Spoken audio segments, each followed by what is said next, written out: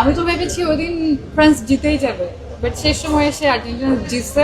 না জিতলে ওখানে মান সম্মান নিয়ে ফিরে আসা যেত না, কিন্তু আমরা এত পরিমাণ লাফালাফি করেছি যে আমাদের ধুয়ে দিত গেল। হাত দিয়ে গোল করা আমি আসলে দেখিনি, আমি যে কবার দেখেছি পা দিয়ে গোল করাই দেখেছি। আর ফুটবল এখানে ফুট ইউজ করে গোল করে। ম্যারাডোনার সঙ্গে তো আমি জন্মাইনি, আমি জানি না। আমার ফ্যামিলিতে আসলে আমি ছাড়া আর কেউ নাই। আমার বাবা মা আর আমি সিঙ্গেল চাইল্ড, তো আমার ভাই বোন নাই। সো সেই জায়গা থেকে হচ্ছে আমার সাথে যে আমার এগেনস্টে একটা দল থাকবে এরকম দল নেই। সো আমি আর্জেন্টিনা, আমার মা আর্জেন্টিনা, আর আমার বাবা খেলা দেখে। হ্যাঁ,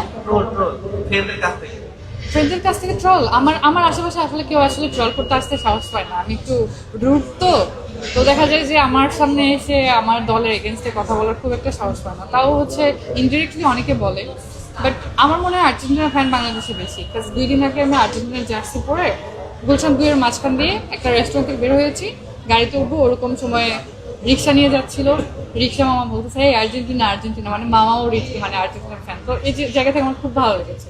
যখন শুনলেন যে হাত দিয়ে গোল করছে, এটা কেমন? হাত দিয়ে গোল করা আসলে আমি আসলে কোনোদিনও দেখিনি। আপনারা যেহেতু বলছেন হাত দিয়ে গোল করা আমি আসলে দেখিনি, আমি যে কবার দেখেছি পা দিয়ে গোল করাই দেখেছি। আর ফুটবল এখানে ফুট ইউজ করে গোল করে। আমি আর্জেন্টিনা ম্যারাডোনার সঙ্গে তো আমি জন্মাইনি, আমি জানি না। আপু এই যে যখন 22-এর ফাইনাল খেলাটা হচ্ছিল তখন কেমন টাকা হ্যাঁ 22-এর ফাইনাল আর্জেন্টিনা কেমন লাগছিল?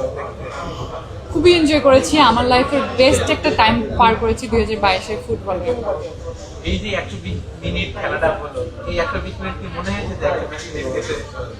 হ্যাঁ 120 মিনিট যে খেলাটাই গেল, এই খেলাটার টাকা মধ্যে কোনো ফিল করেছে? লাইক ফাইনাল ম্যাচের কথা বলছেন? হ্যাঁ, আমি তো ভেবেছি ওই দিন ফ্রান্স জিতেই যাবে, বাট শেষ সময় এসে আর্জেন্টিনা জিতছে। না জিতলে ওখানে মান সম্মান নিয়ে ফিরে আসা যেত না, কিন্তু আমরা এত পরিমাণ লাফালাফি করেছি যে আমাদের ধুয়ে দিত গেল।